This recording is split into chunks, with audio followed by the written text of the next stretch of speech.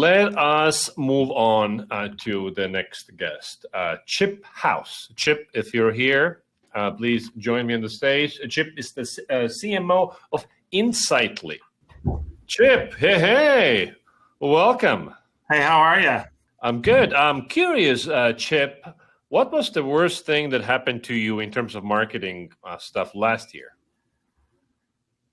In terms of marketing stuff last year? Well, budget being slashed was not that awesome, actually. So, cut about if the budget 30%. got slashed, what did you cut? Did you cut paid or like fired all your writers or? Yeah, I mean, mostly cut paid and kind of tried to adopt a scrappy, curious, and frugal mindset with me and my team, right? And so what do we still have? We're still bullish on the company, and we're still bullish on our content creation engine and, and our ability to just get more efficient as a team, And so, people kind of doubled down on what was working, and we stopped doing some things that were a little bit more experimental, where we were spending a lot of money, right, trying to drive impact. But you could see from CAC or whatever that it was time to redouble on the stuff that was really working. Not all things are measurable. Were you trying to measure everything, or sometimes it's like you're eyeballing it, kind of?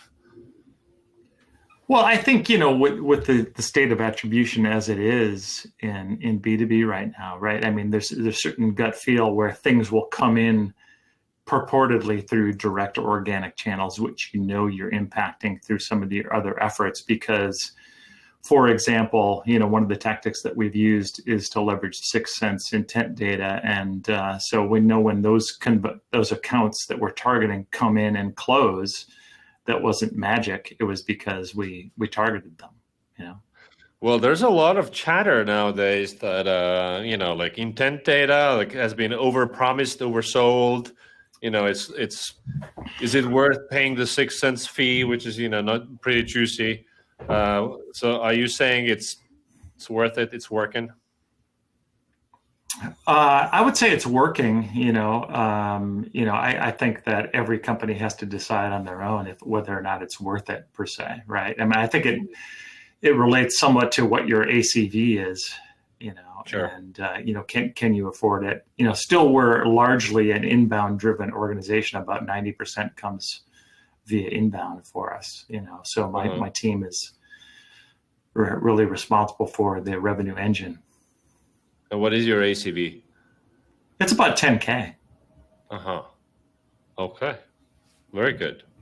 All right, Chip, I'm going to get out of your way. Looking forward to your 3 bets, and then, I'll talk to you soon. Yeah, thanks, Pep.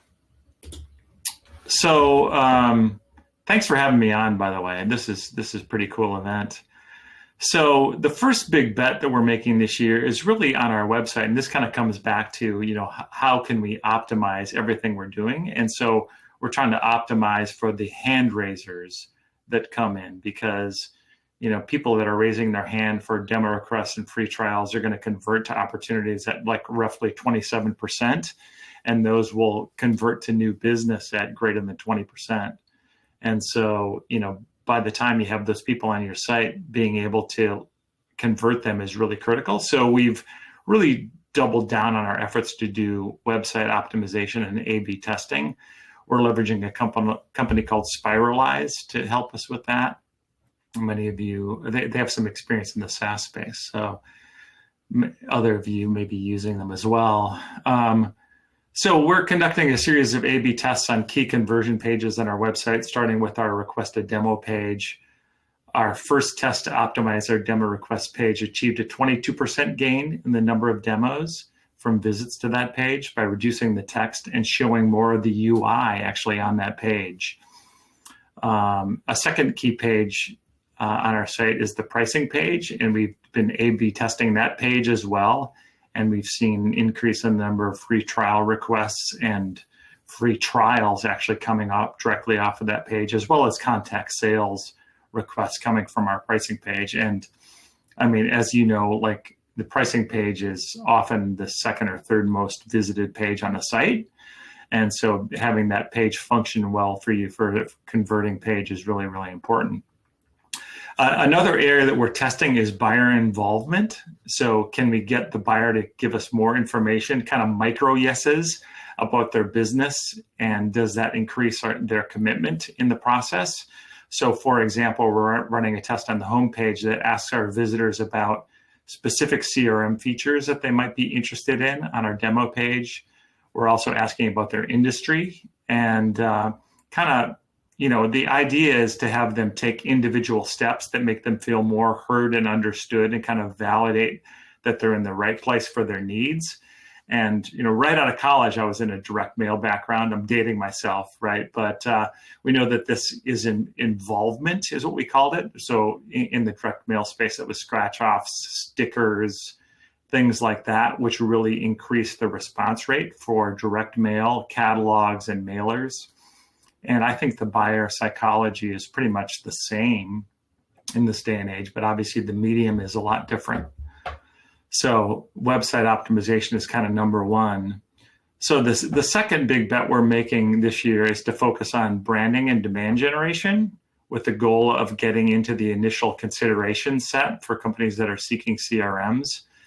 And so you obviously know that CRM is an incredibly crowded space, and some of the biggest companies in the world have a CRM, and we're competing against some of the largest companies in the world because of it.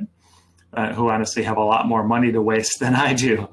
And, there's interesting data out there and about branding and awareness, because it's so important to get into the initial consideration set, because a lot of the research out there shows that when somebody goes into market for a product, they're going to have an initial set of brands that they're going to go research.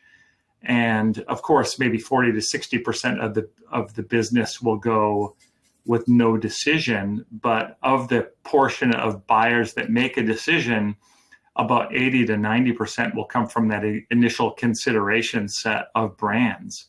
And so to me, branding is back, I guess, and so this is top of funnel awareness. And so I think, 30 to 40% of our spend will go into brand awareness spend this year, simply so we're not blowing all of our money on demand capture. And we're actually seeing more and more, companies in our ICP, which is sort of mid-market SMB, become aware of our brand and include us in the consideration set, because otherwise we're going to have a low chance of winning those deals. If that makes sense. So I think we're still kind of winning in the world where, the old adage is, nobody was ever fired for choosing IBM. And at a day when buyers are super risk averse, they assume, hey, nobody's going to fire me for choosing Salesforce, right? And so they choose Salesforce largely because they're risk averse, but in doing so, they're paying way too much for their CRM.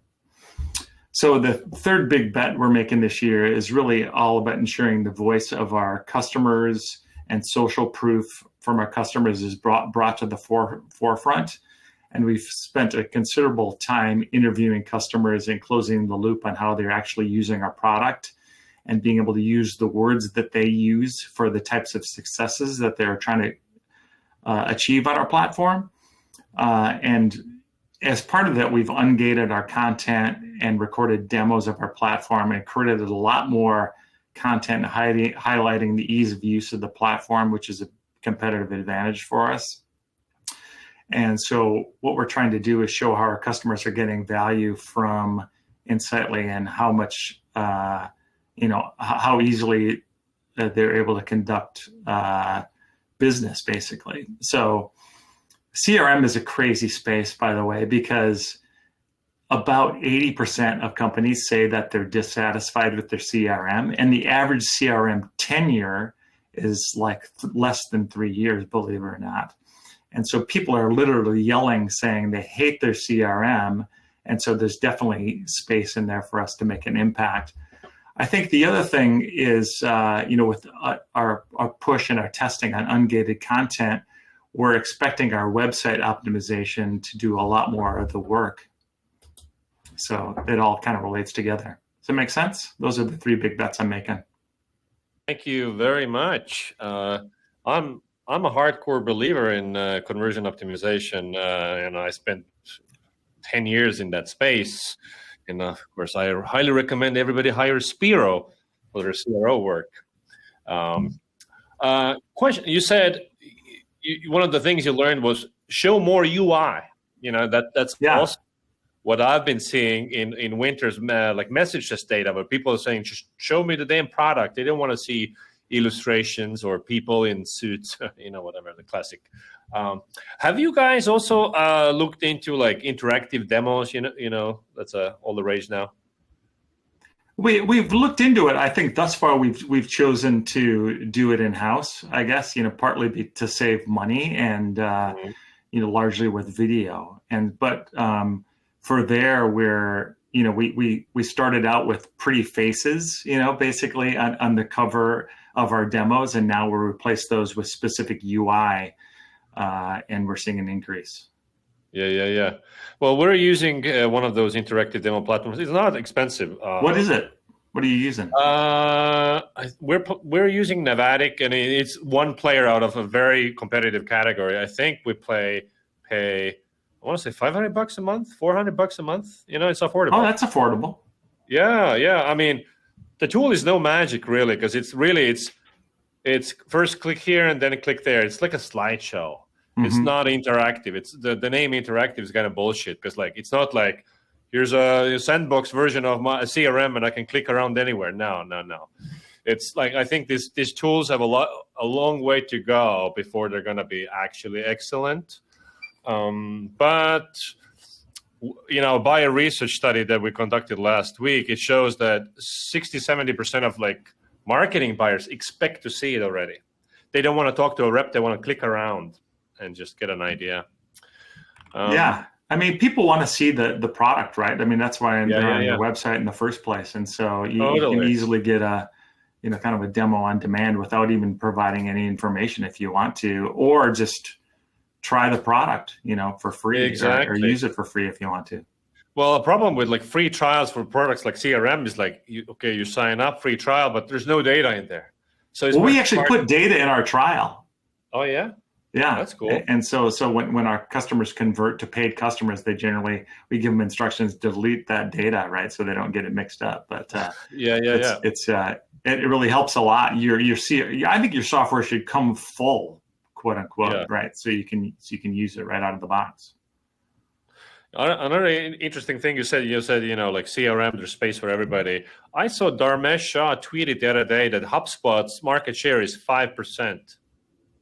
It's crazy. Yeah, I mean, I know, because of the total TAM in the market. I think I've seen data that Salesforce only has 20, right? But your perception is that they maybe have 60 or 70, right? They've got 20. Yeah, a buddy of mine here in Austin had an email marketing software, another ginormous space. And his tool literally says on the website, email marketing for everyone, like the worst, like untargeted. And it sold the company for tens of millions of dollars. So, I mean, email is not dead. I mean, it's still the highest ROI channel. So, Absolutely is. Yeah. All right, let's talk about social proof some more. Yeah. And consideration set. So our buyer behavior research showed that about half the customers or half the prospects start their vendor research by Googling it or going to G2 or one of those trust radius to identify who are the players they should look into. So you gotta be, gotta show up in Google's rankings, gotta show up on G2 and look good, right? Mm-hmm. What are you guys doing in that front? Well, a big piece about it, we have a voice of customer survey, and we use it for a couple of things. I mean, so one is to understand, why did you choose Insightly in the first place? And as part of that, we get all sorts of insights that helps us with our messaging. So a lot of us choose us for ease of use. There might be price, it might be customization, might be integration capabilities, that type of thing, and that helps us kind of, hone in on what messaging we should use to attract more customers that are like that. But also, obviously, when you have survey data, you're able to figure out who are your absolute promoters among your customer base, and then being able to target them to write reviews on G2, on Trust Radius, et cetera, et cetera. And so we've actually been able to move the needle there, which is so critical. Karim is asking here, given that your budget is slashed and you said branding is back, how are you deciding how much to invest in brand? It's more of an art than a science, right? Because I know what my cost per opportunity is. And so I have to make sort of, along with my demand gen team, a gut reaction for what percentage of the budget simply has to go to demand capture to meet our opportunity goals, and then there has to be some bet that we're making every quarter. And I try to set aside a specific budget every quarter to test new ways to, whether it's podcast sponsorships or some other, thing that we're doing to create new brand awareness. Awesome. Chip, thank you very much for coming on and sharing your thoughts with us. Yeah, absolutely. Thanks for having me. Everybody give Chip a follow on LinkedIn.